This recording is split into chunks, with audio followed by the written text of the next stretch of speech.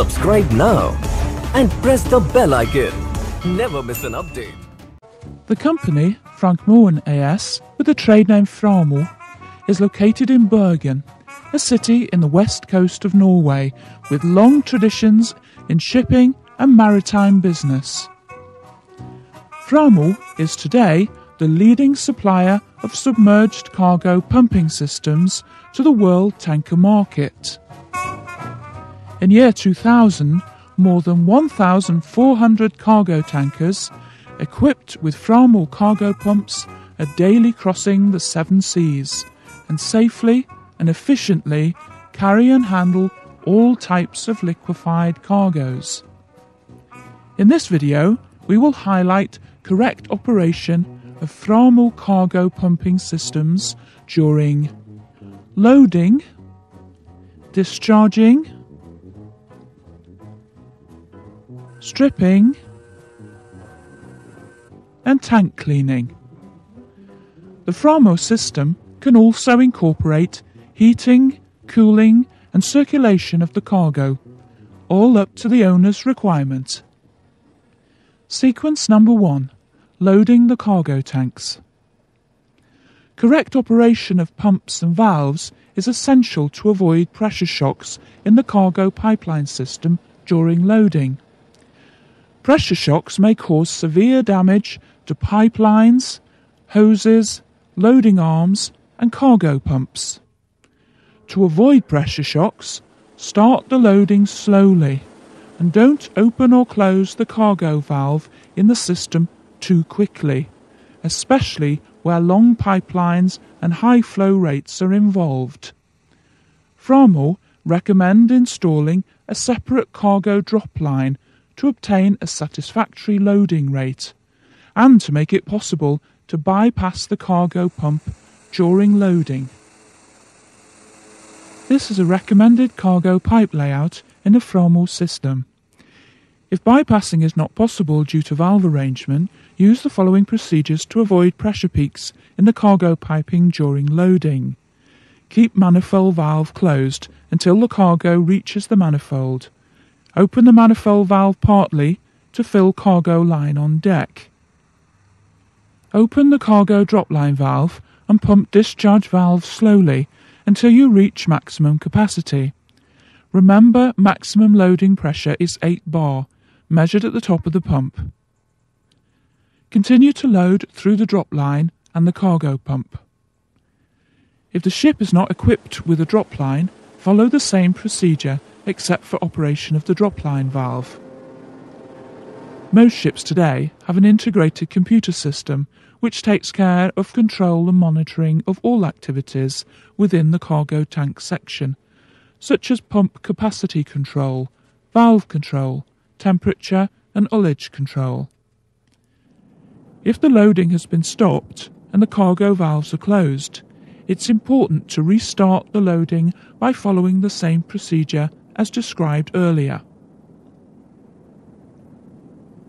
Finally, some small differences in the loading procedure may apply for a chemical carrier, a product carrier, oboe and crude tanker. But the main rule is the same.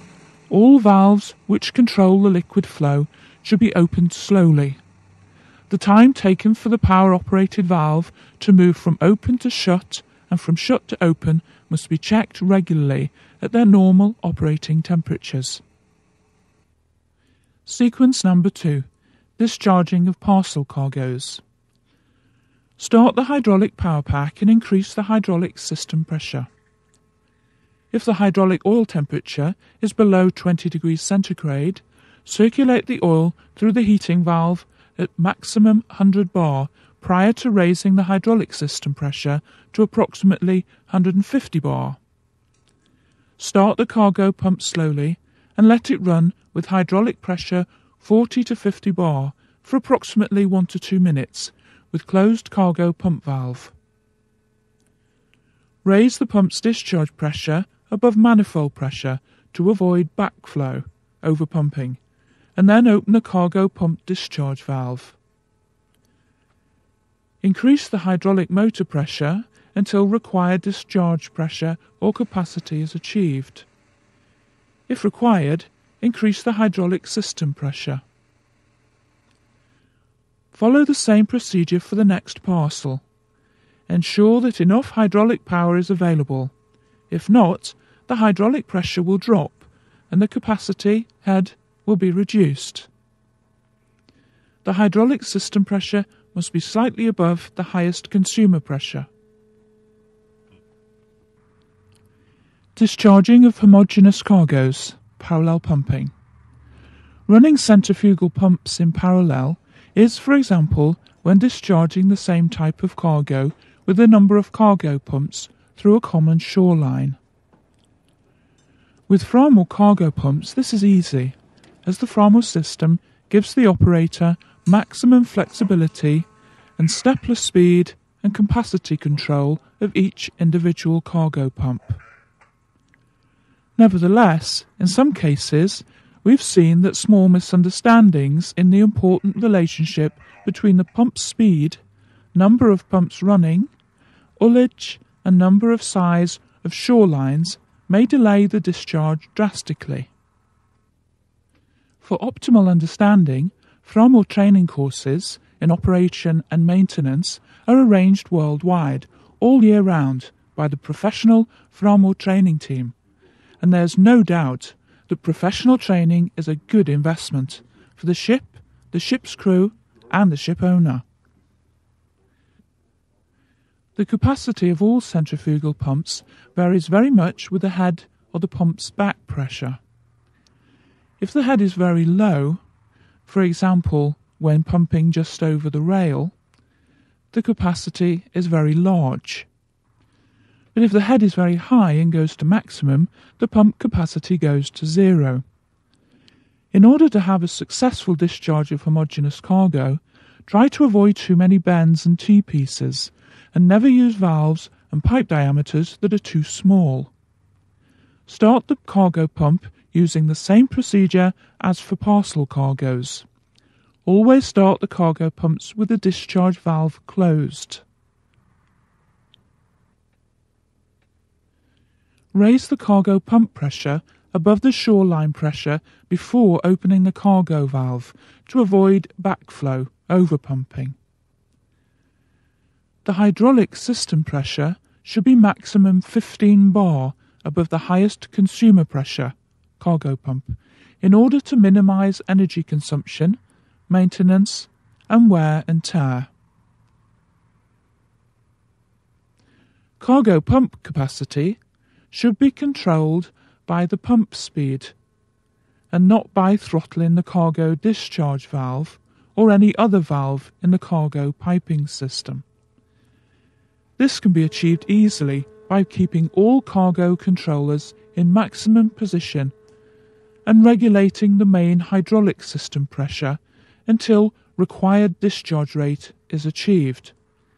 If necessary, each cargo pump must be balanced individually by decreasing or increasing cargo pump hydraulic pressure.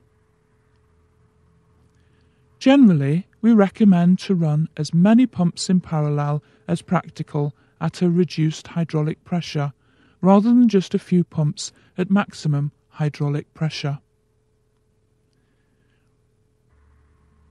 Remember, 2 pumps at 100% capacity give the same discharge rate as 4 pumps at 50% capacity. The advantage is reduced hydraulic system pressure, reduced speed and sound level, and increased lifetime. However, in some cases, for example when discharging cargo with low specific gravity and very long shorelines, we may have to run the cargo pump with full speed to meet the discharge pressure at the rail. Reduce the cargo pump hydraulic pressure to approximately 100 bar at the end of discharging, or when the pump starts to lose suction, indicated by vibration and hydraulic pressure pulsation. This is to avoid hunting and dry running of the cargo pump. Sequence number 3. Stripping. At the end of the discharging, when the cargo tank is nearly empty, we're in the stripping condition. To obtain a best possible stripping result with a minimum wear and tear on the pump, we recommend the following procedure. Empty the cargo tank at reduced cargo pump capacity. The pump capacity, in other words the hydraulic pressure, has to be adjusted according to what type of cargo you're pumping, the cargo's specific gravity and viscosity. When the cargo tank is empty, close the cargo valve and stop the pump. The best stripping result is obtained with lowest possible back pressure.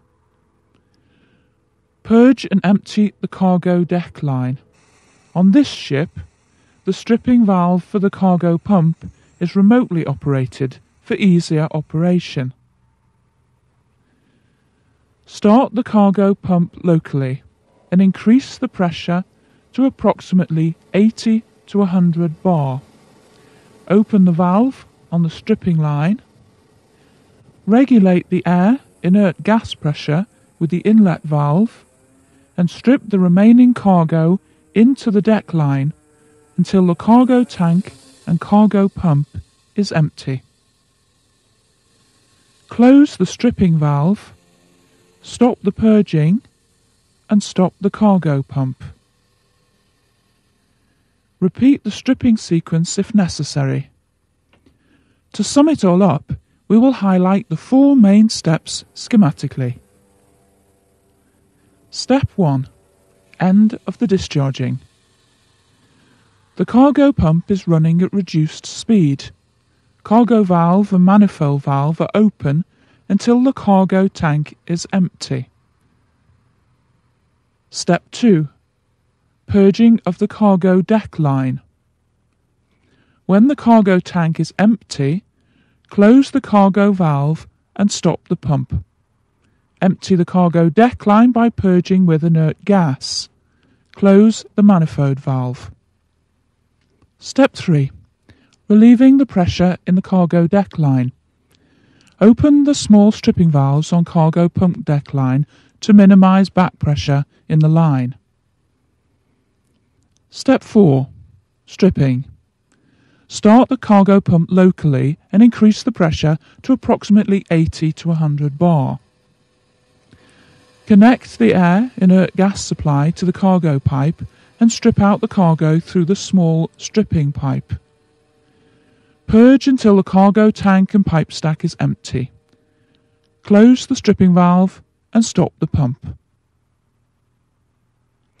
By following this procedure, you will achieve an excellent stripping result. And remember, when the discharge and stripping operation are completed, purge the cargo's pump cofferdam. Sequence number 4. Tank cleaning. To keep a dry tank top and still avoid dry running during tank cleaning, the tank cleaning machine's capacity, flow into tank, and the cargo pump's capacity, flow out of tank, must be equal. Reduce the cargo pump hydraulic pressure until the capacities are balanced. Before tank cleaning is finished, close the pump's discharge valve and open the stripping valve to allow an increase in water level. Run the pump at approximately 110 bar against the closed cargo pump discharge valve for 1 to 2 minutes to clean the cargo pump. Remember to flush the pump and tank with fresh water if seawater has been used for tank cleaning. By following these instructions, you will achieve an energy-efficient discharge, no pressure shocks during loading, and minimal wear and tear on the cargo pumps during stripping and tank cleaning. In other words, lower operation and maintenance costs for the ships, as well as for the owners.